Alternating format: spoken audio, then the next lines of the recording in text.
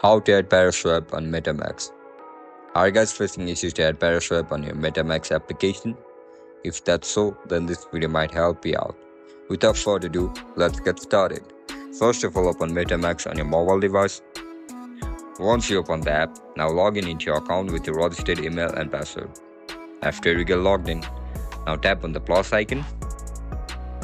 After you click on plus icon, now search for Paraswap. In order to add Paraswap, just check this box and hit the next button. You can see the option for import, tap on it.